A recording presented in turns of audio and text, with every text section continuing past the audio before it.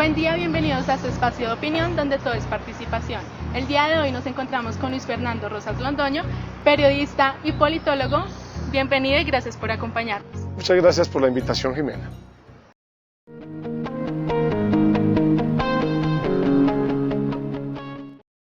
Luis Fernando, ya sabemos que es usted un periodista colombiano, pero lo que no sabemos es cómo fue su proceso de involucramiento dentro de la política. Pues la verdad, desde muy joven, yo nací en un bello municipio patrimonial de Colombia, que se llama Salamina, Caldas. Creo que es de los más hermosos que tiene el país. Conserva todavía su patrimonio en Bareque, sus casas en Bareque, que es difícil en el país. Y después de Salamina, Luis Carlos Galán, a través de unos amigos en Manizales y en Caldas, me vincularon al nuevo liberalismo con Luis Carlos Galán. Allí tuve la posibilidad de trabajar muchos años en el Congreso de la República y me vinculé casi a la edad de 17, 18 años al nuevo liberalismo de Luis Carlos Galán. Allí escribí un libro, hice muchos procesos de maduración política, de madurez política, y bueno, ya hoy llegando al quinto piso, o en el quinto piso, pues podemos hablar con toda la madurez del caso de cómo ha sido este proceso. ¿Y qué es lo que más le apasiona al ejercer su profesión? El análisis de la realidad de política nacional e internacional, mezclando la ciencia política como politólogo y como comunicador social, las mezclo las dos y encuentro allí toda una experiencia, el haber conocido 25 países como director de turismo de Bogotá, el haber llevado a Bogotá a Tokio, el haber llevado a Bogotá a Berlín, en Alemania, el haber llevado toda la experiencia bogotana de su desarrollo a estos 25 países, hacer conocer sitios de Bogotá que nadie conocía, es mezclar, no hablar bla bla bla y carreta, sino con hechos. Mi vida estaba inspirada en hechos, a diferencia de aquellos que aprovechando las ventajas de algunos medios solo hablan, pero no tienen ejecutorias para demostrar. Por ejemplo, como secretario de Cultura de Caldas, ayudé a que el paisaje cultural saliera adelante. Hoy es un gran hecho, es un gran sitio turístico del país. Promocionamos también las rutas de la arriería entre Antioquia y Caldas. Y en Bogotá, lo que les he expresado, fui como concejal de Bogotá, autor de la Semana del Medio Ambiente. Del 1 de junio al 7 de junio obligamos a los colegios de Bogotá a hacer pedagogía en un momento en que el cambio climático lo exige. ¿Y cuál es esa recomendación que le da entonces a los ciudadanos para que conozcan su territorio, para que tengan apropiación de él? Que primero hay que conocer el país.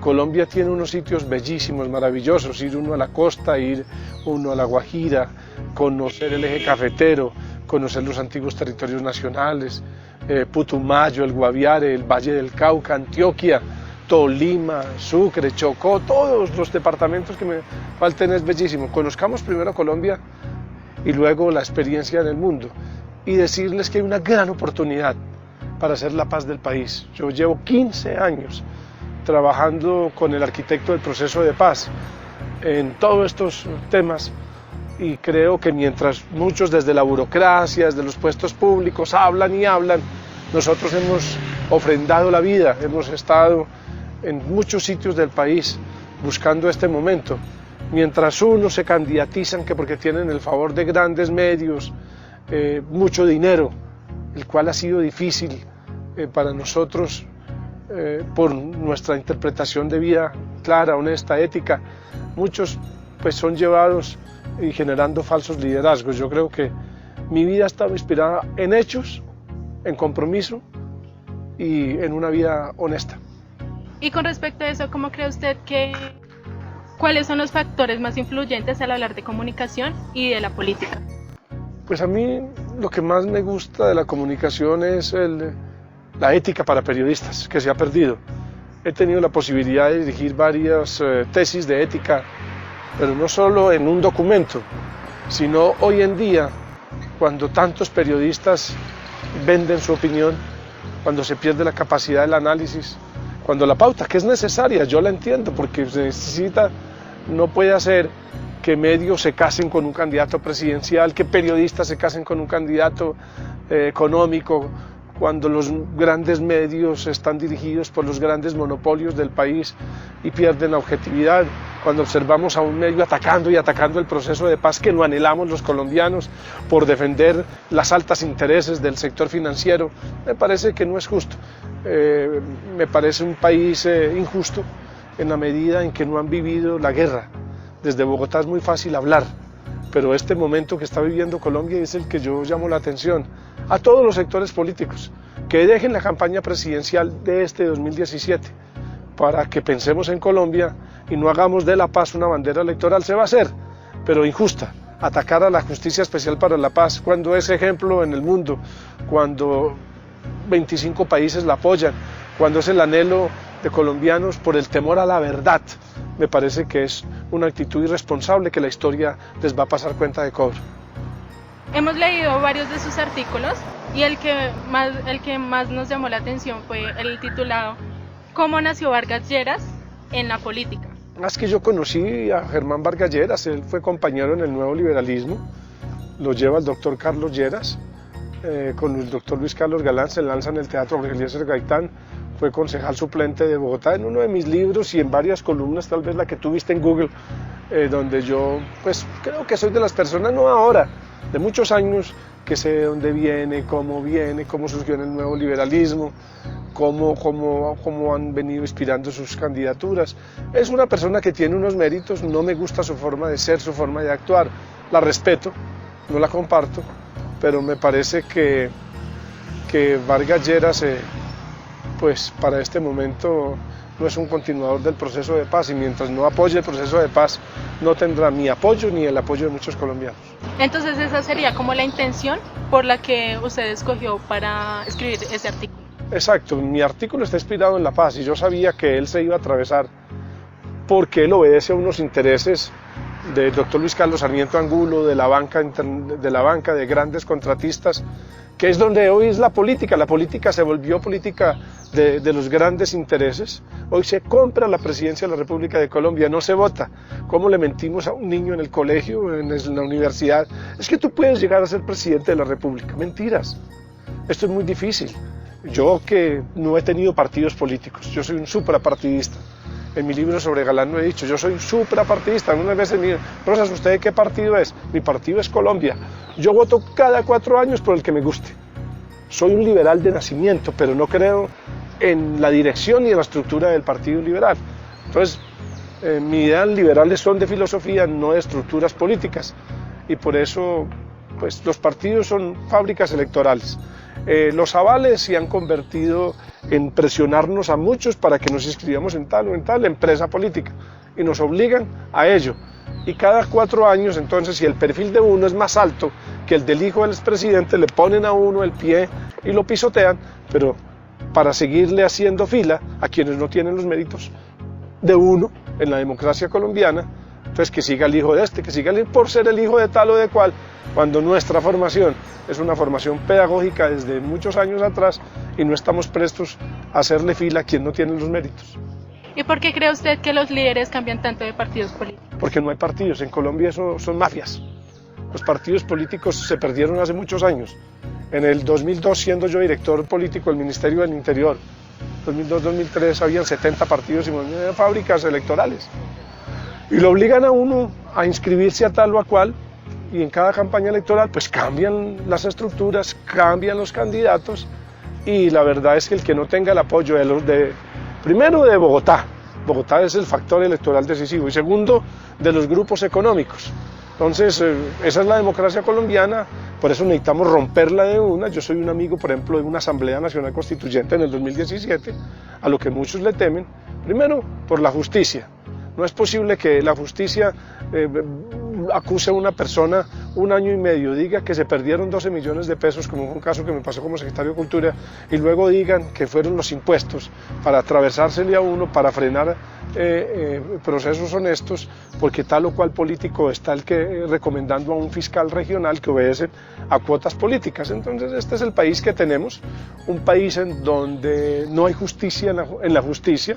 Necesitamos reformar la justicia, necesitamos cambiar la forma de hacer política, necesitamos revisar el sistema financiero del país, las tasas de interés del país, y necesitamos apoyar todo lo que sea la justicia especial para la paz, que me parece el mejor ejemplo para fortalecer la paz, y que cada cual, quien cometió una masacre, quien cometió asesinatos, pues lo diga, y sea la justicia quien la premie, porque la justicia ordinaria fracasó en Colombia. Por ejemplo, el haber estado al lado del verdadero padre del proceso de paz, quien no la abandonó por una campaña política, que si surgen otros procesos está bien, como el doctor Álvaro Leiva, que es el verdadero padre del proceso de paz, que el gran error fue haberlo ignorado tantos años, por eso nos demoramos 5 años, cuando una vez le propusimos al país con él que la paz se frenaba, no se hacía la paz en 6 meses, era frenar los fusiles, silenciarlos, pero como este es un país que obedece a otros dictados, no se entendió.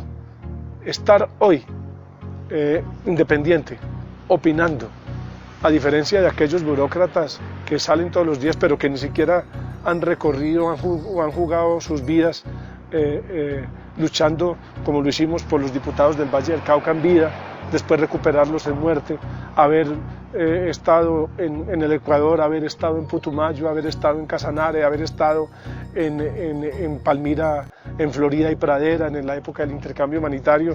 Pues digamos que hay una vida de hechos, de realidades, y ante eso pues los hechos son los que hablan, aunque quieran imponer a través del dinero, de las mafias electorales, de las mafias políticas, otros resultados. ¿Y hay algo de lo que usted esté seguro en el mundo del periodismo? Es que hay que decir la verdad. Periodista que no diga, uno entiende que el periodista en una sociedad competitiva como esta, pues tiene que surgir de acuerdo a muchas relaciones. El periodista es un ser relacionable y se tiene que relacionar con actores políticos, sociales y económicos, pero lo importante es la libertad de opinión, la libertad de prensa, y hacia allí quiero invitar a los medios que dependen de esos grandes grupos económicos a decir la verdad y a no temerle a la verdad. ¿Considera usted que al especializarse en aspectos políticos puede ser un punto de críticas y amenazas dentro de la profesión? Pues la verdad es que el mayor riesgo ha sido defender el proceso de paz, y ahora que se da, estamos prestos aún por encima de nuestra propia vida. Me interesa más la vida de los niños por nacer, esa justicia prospectiva de que habla el acuerdo de paz, la necesidad de que los máximos responsables sean quienes sean juzgados, la necesidad de que un margen nacional de apreciación, que sean los países los que seleccionen a través de sus leyes toda su justicia restaurativa, toda su papel en que se haga un proceso de paz, pues me parece que es la mejor salida, pero no echando ni gritos ni peroratas contra nada ni contra nadie, es una posición de hechos y no de los discursos que uno en el Congreso, pero esos son los liderazgos que a veces ni siquiera el país ve, porque como la independencia lo hace ver a uno tan libre, uno se tiene que alinear para poder surgir, pero mi vida ha sido una vida suprapartidista, por eso deambulo con las ideas, deambulo en la política, y el día en que me sienta realmente artífice de un verdadero proyecto, allí estaré muchísimos años, los que me restan de la vida. ¿Considera que el lugar donde se especializan los estudiantes de estas áreas los estigmatizan a la hora de conseguir un empleo? Pues más que estigmatizar es que se cierra el mercado laboral para los profesionales de la comunicación social o del periodismo y otras carreras, y muchos son estigmatizados cuando fijan posiciones radicales. La verdad es que a ellos son los que hay que darle oportunidad, porque quien rompe esquemas en la sociedad caduca y retardataria son los que verdaderamente hacen los cambios. ¿Cuál sería la recomendación que usted le daría a los estudiantes para que tengan pasión por su profesión? Que la amen, que la quieran y que sean independientes, que sean libres de opinión. Es competencia económica, que cuando logren la independencia económica sean también independientes, de palabra, de acción, de hechos. Y como tal, dentro del campo laboral, ¿cómo sería ese proceso para ellos? Que entran a un mundo en que no conocen.